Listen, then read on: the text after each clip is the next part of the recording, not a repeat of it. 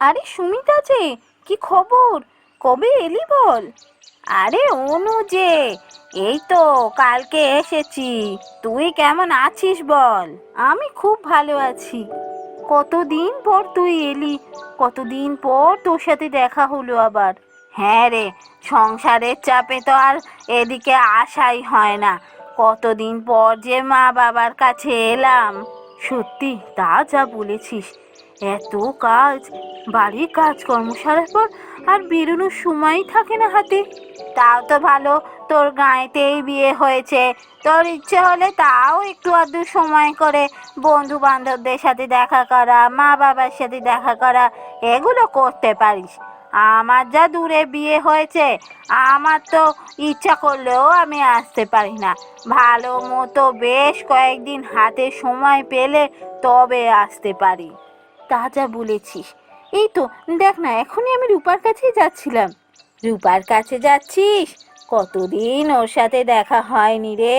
চ চ, আমিও যাব তোর সাথে। চ, আজ 3 বন্ধু মিলে দুটো মনের কথা কইব।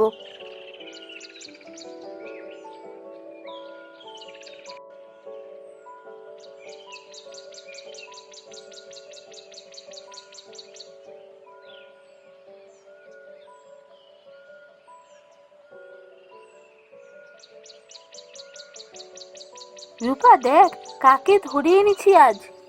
আরে সুমিতা যে, কতদিন পর তোর সাথে দেখা হলো। কবে এলি রে? এই তো রে, কালকেই এসেছি। আজকে গ্রাম ঘুরতে বেরিয়েছিলাম, আর অনুর সাথে দেখা হলো। তোকে দেখে আজ এত ভালো লাগছে, কতদিন পর দেখা হলো। সব পুরনো কথাগুলো মনে পড়ছে। এই চ না, ওই নদীর পাড়ে গাছতলায় গিয়ে বসি, যেখানে আমরা 3জন বসে গল্প করতাম। হ্যাঁ হ্যাঁ, তাই চ তাই চ, পুরনো স্মৃতি তাজা হবে।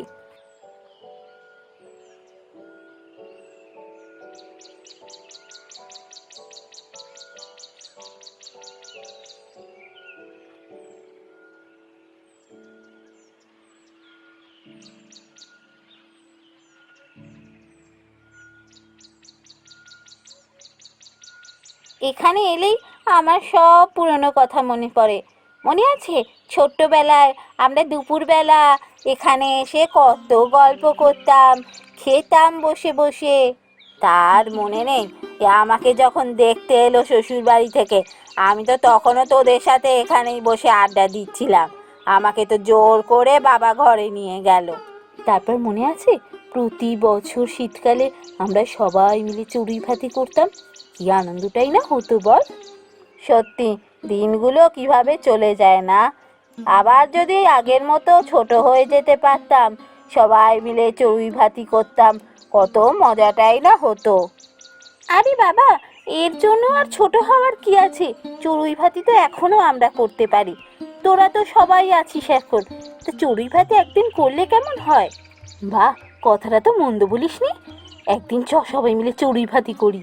হ্যাঁ হ্যাঁ, তাই তাই, সবাই মিলে ঠিক করে নি সেদিন কে কি আনবো।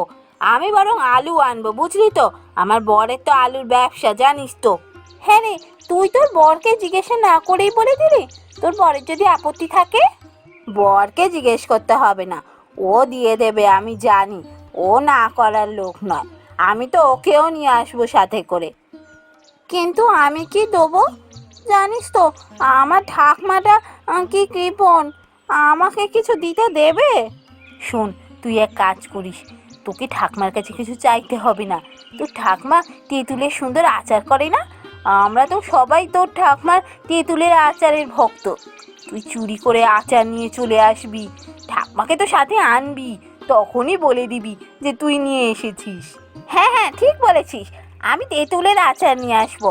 বাড়িতে অনেকগুলো আচারের শিশি রাখা আছে।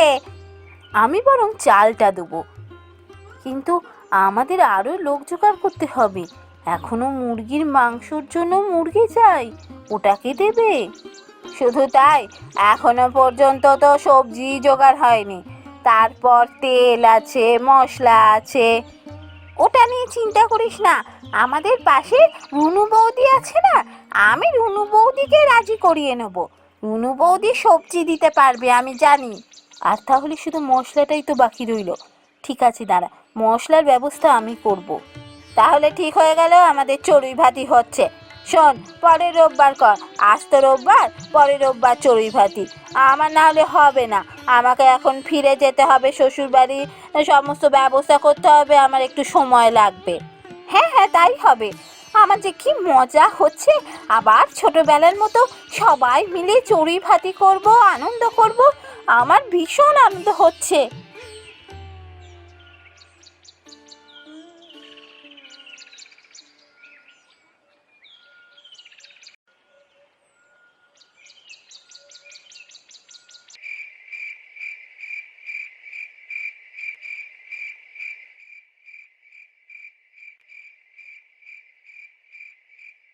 কি গো, এবারে একদিন থেকেই বাড়ি ফিরে এলে যে?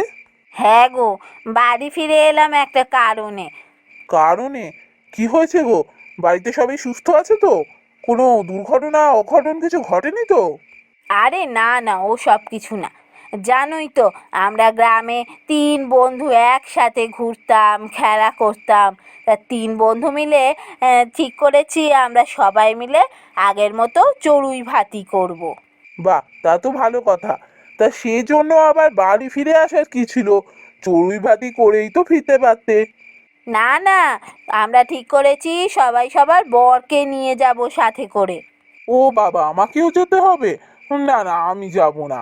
ও, তোমাদের গ্রামে আমি সেভাবে কাউকে চিনি না। আমি গিয়ে কি করব বলো তো? আহা, তুমি চেনো না আমাদের বন্ধুদের। একবার তুমি গেলে না, আর তোমার মনেই হবে না যে অচেনা কেউ। সবার সাথে মিলেমিশে যাবে, দেখবে। ওহ, তুমি যে কি করো না! এইভাবে একটা অচেনা জায়গায় কেউ চড়ুই ভাতি করতে যায়? আচ্ছা, তা কি দেবে ঠিক করেছো? এই আমি বলেছি আমি আলুটা যোগান দেবো। তোমার তো আলুর ব্যবসা, দিতে সুবিধা হবে, তাই বলেছি। আচ্ছা ঠিক আছে, তাই হবে। আলু আমি দেবো, ও নিয়ে চিন্তা করতে হবে না।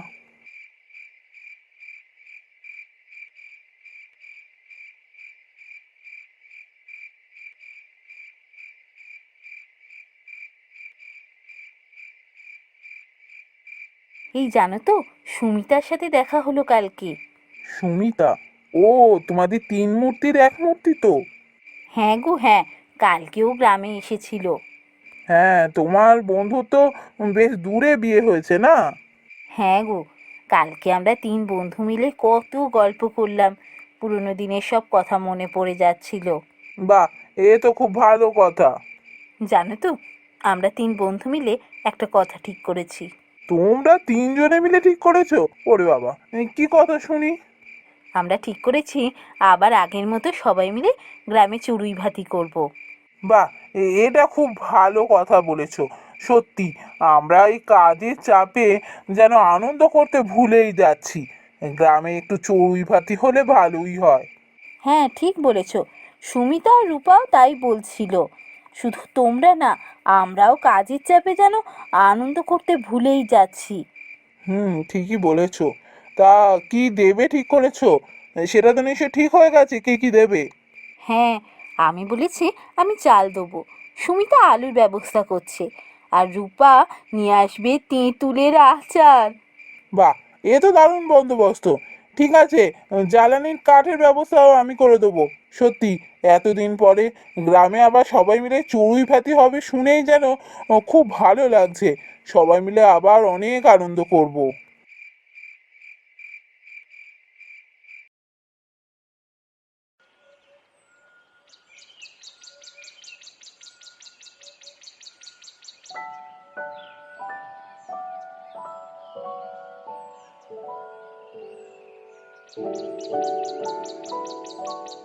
বাহ, রান্নাটা কিন্তু চমৎকার হয়েছে। কি গো জামাই, ভালোভাবে খেও কিন্তু। হ্যাঁ হ্যাঁ ঠাকুমা, আমি ঠিক খেয়ে নেবো। সত্যি, রান্নাটা কিন্তু চমৎকার হয়েছে। এরা 4 জনে মিলে এত সুন্দর রান্না করেছে, এত সুন্দর সমস্ত বন্দোবস্ত। সত্যি খুব ভালো লাগছে। কতদিন পর আবার আমাদের গ্রামে চড়ুই ভাতি হলো, আমরা সবাই মিলে কত মজা করলাম আজ। আজকের দিনটা আমার মনে থাকবে, আমি কখনো ভুলবো না। আচ্ছা, তাহলে প্রত্যেক বছর এভাবে চড়ুই ভাতি করলে কেমন হয়? দারুণ হবে। আর এই সুযোগে সবার সাথে দেখাও হয়ে যাবে। হ্যাঁ হ্যাঁ, এবার থেকে প্রতি বছর এ গ্রামে চড়ুই ভাতি হবে, আর সে দায়িত্ব আমাদের। আর তোমাদেরকে দায়িত্ব নিয়ে করতে হবে না। এবার থেকে প্রতি বছর চড়ুই ভাতি আমরা গ্রামের ছেলেরাই দায়িত্ব নিয়ে করব।